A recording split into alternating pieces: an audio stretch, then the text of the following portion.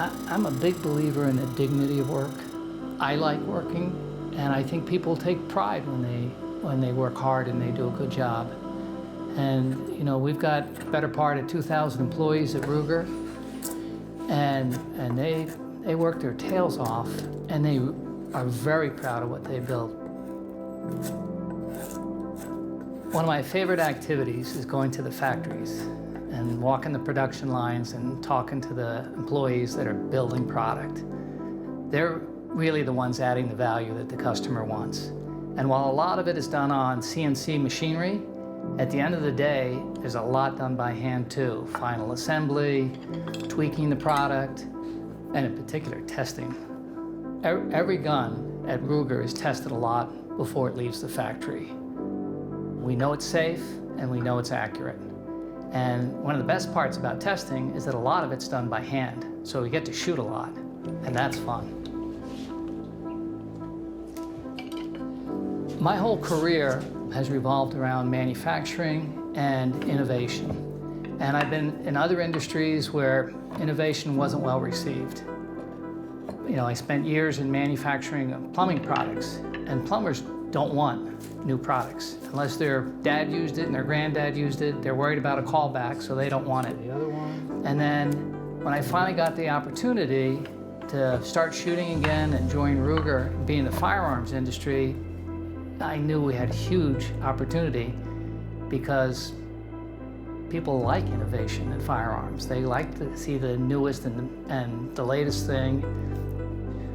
Frankly, we probably make the best firearms in the entire industry, and they just keep getting better and better. We devote a lot of engineers to figuring out how to not only make the guns better, but to make them more accurate and more reliable. And that's what we do. Rugged, reliable firearms for responsible citizens. And our employees are into that. Me too.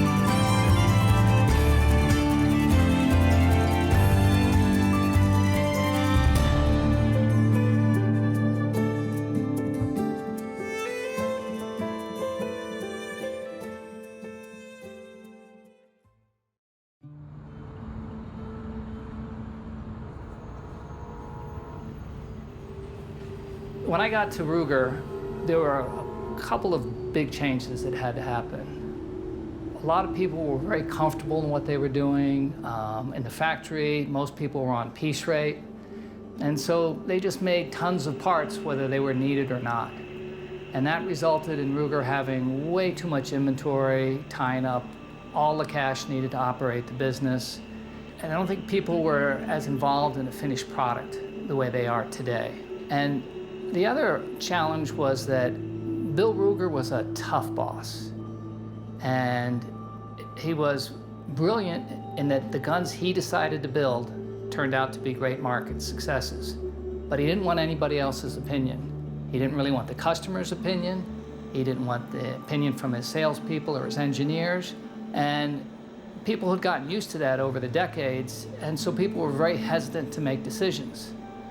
And to turn Ruger around and make it really successful, we needed everybody to have ownership in all the decisions and what was going on, have ownership of the product they're making, and not be hesitant to make decisions.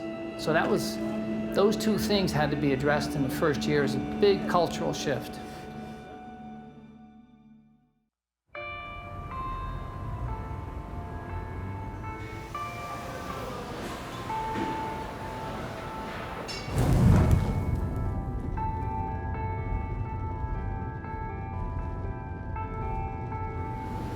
These are our mountain units. We have two of them.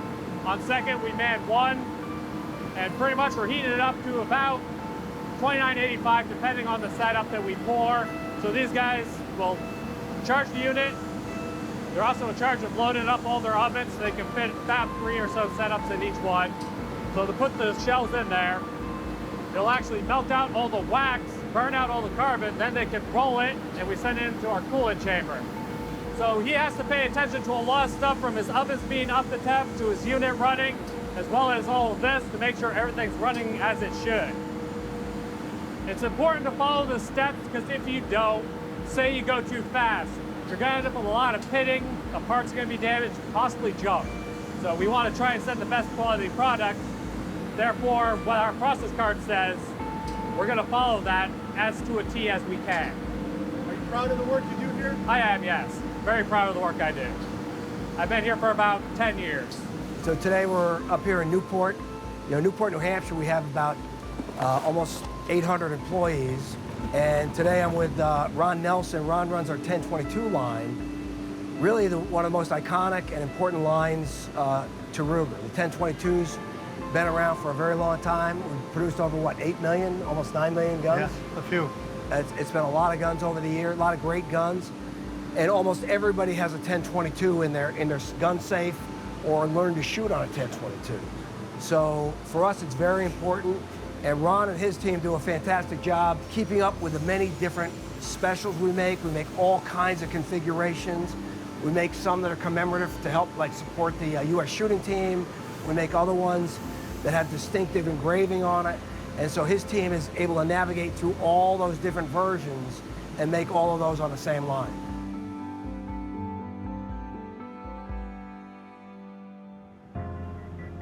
Always have had a fascination for mechanical things and how they work, and guns falls in that category a lot for me. I'm passionate about my firearms, the Second Amendment right. I'm not crazy over the top like some, but I do keep that silent, strong opinion, and it's my right to do it, and that's what I'm gonna do, and nobody can tell me any different. At this point in my career, I love to teach new people things. You gotta kind of let go of the steering wheel sometimes and let them take their bumps. I still learn coming in every day from these young engineers that come in. I ask them a lot of questions. I see things that they do, the tool makers. Everybody has something that I want to know about too. So I like to listen. I've always told a lot of people, when you're talking, you're not listening. And if you come in thinking you know everything, you're not going to learn anything. For me, this job has opened up a lot, so I hope I give back as much as I get. I met a lot of nice folks, a lot of smart folks, a lot of people that are good at their trade. So before I leave, when I retire, I hope I can give back too. That's my goal. My name is James Periscondola. My title is a manufacturing engineer for the 1022 line. The biggest feeling when you get to 1022 is it's busy and there's a lot going on. We make the most guns for Ruger out of any of the lines that we have, and it's fast paced. So I think maybe overwhelming to start for a lot of people. Every day I work with Ronnie Nelson. Ronnie Nelson is Mr. 1022. He's probably the guy who knows the most about 1022s. He's been working there for like 30 plus years. I don't know, I just like working with that. That's probably just his passion is what stands out. He absolutely is a big people person. As an engineer, I'm not much of a people person, so I envy Ronnie's ability to work with people from all different kind of walks of life and get them into our system and get them making guns. So we run 24/7. So it's almost impossible here to meet with everyone all the time, and Ronnie finds a way to move his schedule around so he can meet with the guys starting at 4 a.m. and also meet with the guys that are changing shifts at 11 p.m. and make sure that, he can interface with all. I think he's got like 100 employees, so he tries to find a way to talk to all those people. My grandfather was a hard worker. He came over from Canada, married my grandmother, had 9 kids. Nobody got nothing without earning their way. It was just instilled in you. Nothing's free. You want it, come get it. It's not going to be given to you. But my grandfather was also the first guy to give you the shirt off his back when he knew you were down on your luck or whatever. So my mother was the same way. Now I'm gonna get emotional because my mother passed away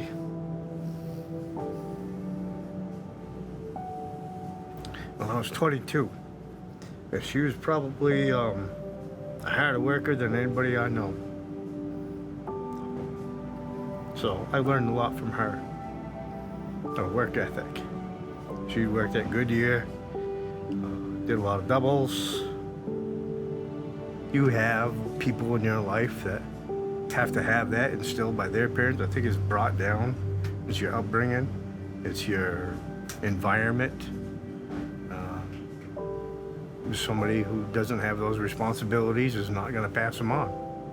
So I think there's a lot of family, a lot of your environment, the friends you keep, and where you hang.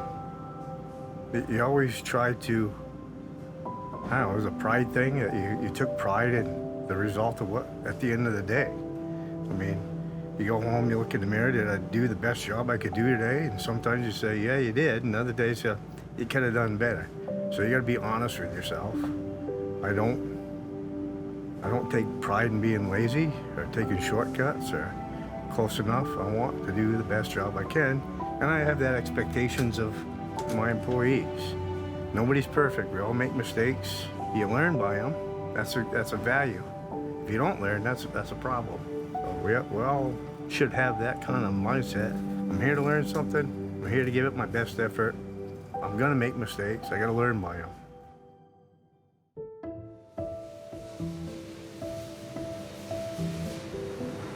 We're heading down here to take a look at our Kaizen wall, and what you'll see is it looks like a lot of paper on the wall, but when we take a look at it, every one of these is an initiative by folks on our shop floor to make our processes better.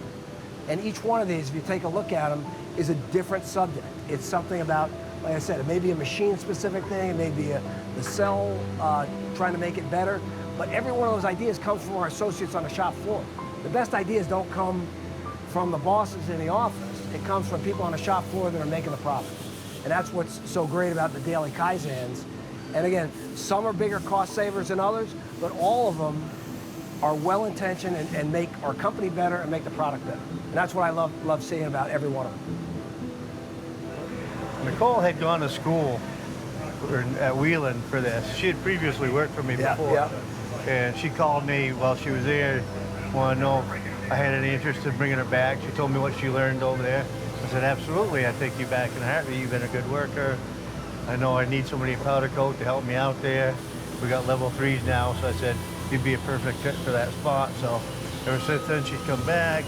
I've given her the freedom to do whatever she needs to do in there to clean it up. Awesome. So. I mean, that's $19,000. Yeah. Hey, how are you? Good, how are you? Good, good. Hey, we were just looking at this Kaizen you guys did. This was awesome. Oh, this is thank on you the very much. On the powder coater, that was awesome. 19 grand savings. Yes.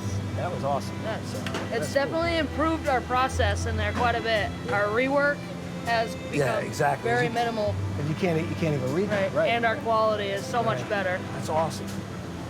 Thank you. And who else helped?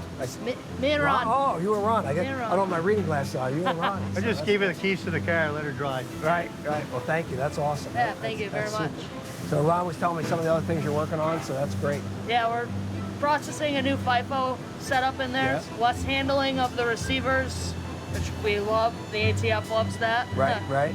So just all positive innovation going on in there right now. Cool. Yeah. Well, that's great. Well, thank you. Thank you.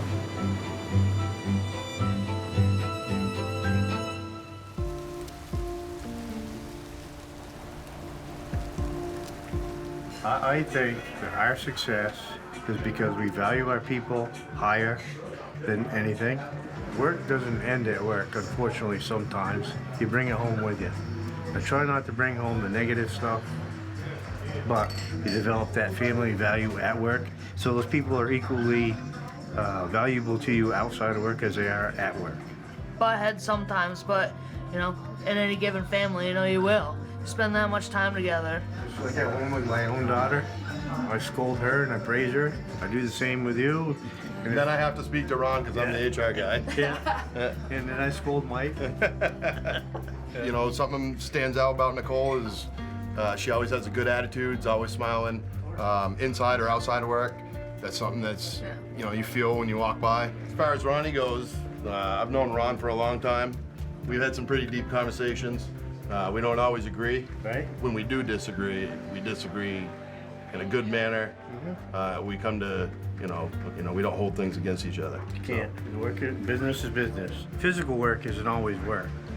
Sometimes the mental stress of mentoring one of your stars or debating the right moral thing to do in HR that's more exhausting than how many guns that I physically participate in making today. So the daily activity of keeping my folks busy, looking out for their best interests, that alone is a job. No, it's true friendships at Ruger.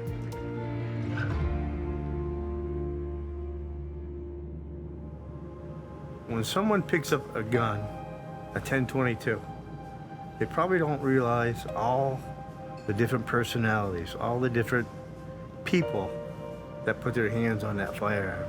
Ruger's not one person. Ruger is a multitude of people contributing to that firearm and that process. It means a lot to us. So there's a lot of people that contribute. Some contribute with advice, some contribute with skill, some with hard labor, some just smiling face at the door to meet you in the morning, but everybody has a part to play. Well, there is a day when numbers at any cost. But as you get older, you realize, how do you get your numbers? How do your machines run? Who makes you look good or bad? It's your people, right? So I'm hoping that people say that what you taught me gave me value and I've learned a lot. I don't want it to be just lost, forgotten. I want it to have value. I'd like to think that I've made a contribution to the improvement of the product. I'd like to think of my team as a whole going forward after I leave, continue to do the same thing. So it's all about what's the best for 10/22. It's not about what's best for Ron. 10/22 has become a big part of my life, and I hope it becomes a big part of like a Nicole or Brenda, Garrett, or James. They're the generation that's gonna carry it forward. So I hope they feel as strongly as I do about taking pride in the product line.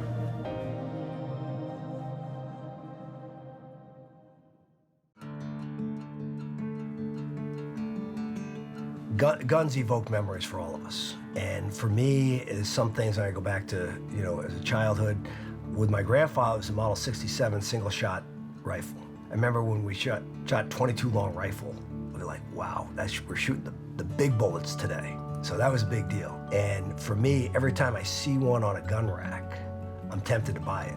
You know, this gun, at the end of the day, it's a single shot bolt action rifle, not very fancy, not very expensive, not fancy wood, not really fancy anything. But really for me, it's the memories of shooting with my grandfather. The thing I probably remember most, besides the thrill of me shooting, was watching my mother shoot, and I had no idea that she was such a great shot, and she used to shoot with my grandfather. And I was just blown away by the fact that my mom was a great shot with the 22, and she outshot me, and I was very impressed, and I would brag about my mother being a great shot. Firearms can bring back those memories, whether it's smells, sights.